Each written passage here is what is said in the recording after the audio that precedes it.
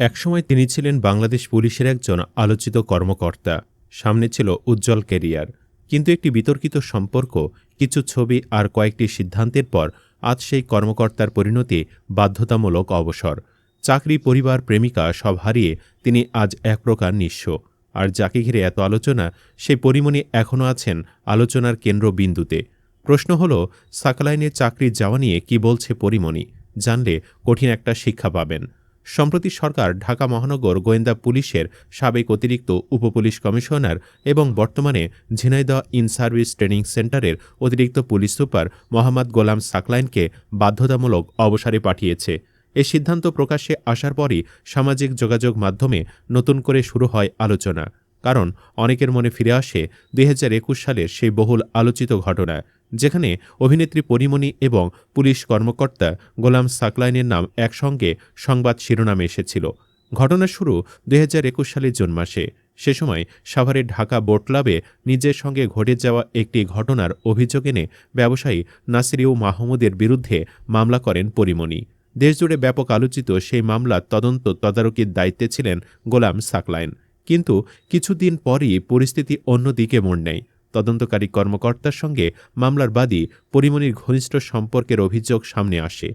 সামাজিক যোগাযোগ মাধ্যমে ছড়ে পড়ে তাদের কিছু ছবি ও ভিডিও। বিষয়টি নিয়ে ব্যাপক বিতর্ক শুরু হলে তদন্ত কার্যক্রম থেকে সাকলাইনকে সরিয়ে দেওয়া হয়। পাশাপাশি বিষয়টি খতিয়ে দেখতে তদন্ত কমিটিও গঠন করা হয়েছিল। এরপর কয়েক বছর কেটে গেছে। তবে সম্প্রতি সাকলাইনের বাধ্যতামূলক অবসরের খবর প্রকাশ হওয়ার পর আবারও সেই পুরনো বিতর্ক সামনে চলে আসে। অন্যদিকে ঠিক এই সময়ে পরিমণির কিছু সামাজিক যোগাযোগ মাধ্যম কার্যক্রম নিয়েও আলোচনা শুরু হয়েছে। বিশ্বকাপ ফুটবল উপলক্ষে আর্জেন্টিনা দলের সমর্থনে বিভিন্ন ভিডিও পোস্ট ও শেয়ার করতে দেখা গেছে তাকে। পাশাপাশি তিনি নিজের ব্যবসা, চলচ্চিত্র এবং ব্যক্তিগত নানা কর্মকাণ্ড নিয়েও ব্যস্ত সময় পার করছেন। তাই অনেকেই বলছে, যেদিন সাকলাইন চাকরিচ্যুত সেদিনই পরিমণি আর্জেন্টিনা সমর্থনে খোশ মেজাজে ভিডিও বানাচ্ছে। এই একটি ঘটনা থেকেই ছেলেদের শিক্ষা নেওয়া উচিত। পরিমণির এখানে কোনো দোষ নেই। তার আয়ের একমাত্র উৎস তার সৌন্দর্য, সে এটা দিয়ে চলে। তার সৌন্দর্যের কারণেই সে নায়িকা। সে একাধিক বিয়েকে নর্মালাইজ করেছে, একাধিক বেডও নর্মাল তার কাছে। কিন্তু তুমি মিয়া কষ্ট কইরা পইরা দিন রাইত মাটি কইরা ক্যাডার হইয়া বউ থাকাকালীন পরিমণি লগে চুম্মা দিয়ে জন্মদিন সেলিব্রেট করবা কেন? দায়িত্ব দিয়েছে তদন্ত করতে, আর তুমি আসামি দেহের তদন্ত করা শুরু করে দিচ্ছ। দিন শেষে তোমার চাকরি গেল, সচিব বউয়ের ইজ্জত গেল, কলেজ প্রিন্সিপাল মায়ের সম্মান গেল, তোমার চাকরি গেল, পরিমণি দেহ চলে গেল। কিন্তু পরীর কিছুই হয়নি। পরী আনন্দে আছে, নতুন কারো সাথে খোশ মেজাজে আছে, শান্তিতে খেলা দেখছে, বিশ্বকাপের ফিল নিচ্ছে, অনলাইনে ব্যবসাও করছে। আবার তোমার চাকুরিচ্যুতিতে সে আবারও হাইপো পাচ্ছে। আলোচনায় এসে কিছু স্পন্সরও ভাগিয়ে নিচ্ছে। কিন্তু ওই এক কেকের স্লাইস চুমু ছাড়া তুমি কি পাইলা? সাবধান পোলাপাইন, সেলিব্রিটির দেহের কামে পড়েছ তো জীবন চাকরি দুটোই শেষ হবে। এদিকে আরও একটি ঘটনা নতুন করে আলোচনার জন্ম দিয়েছে। সাবেক আইজিপি বেনজির আহমেদকে সংযুক্ত আরব আমিরাতে গ্রেফতারের খবর প্রকাশিত হওয়ার পর পরিমণি নিজের ফেসবুক টাইমলাইনে একটি সংবাদ শেয়ার করেন। সেই পোস্টে তিনি মাত্র একটি শব্দ লিখেন, মজা।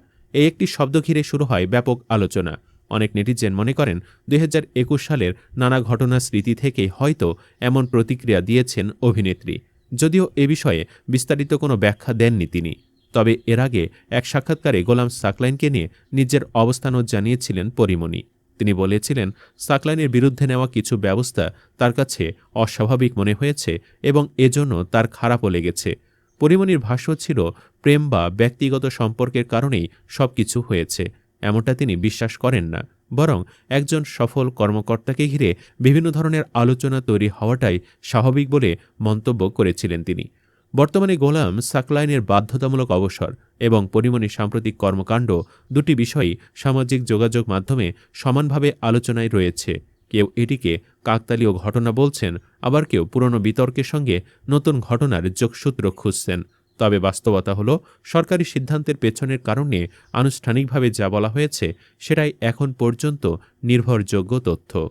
আর সামাজিক যোগাযোগ মাধ্যমে ছড়িয়ে পড়া নানা ব্যাখ্যা ও গুঞ্জনের সত্যতা স্বাধীনভাবে যাচাই করা সম্ভব হয়নি।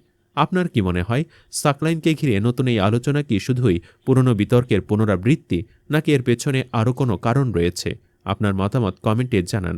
ভিডিওটি ভালো লাগলে লাইক দিন, বন্ধুদের সঙ্গে শেয়ার করুন এবং এমন সব আলোচিত খবর সবার আগে পেতে চ্যানেলটি সাবস্ক্রাইব করতে ভুলবেন না। ধন্যবাদ।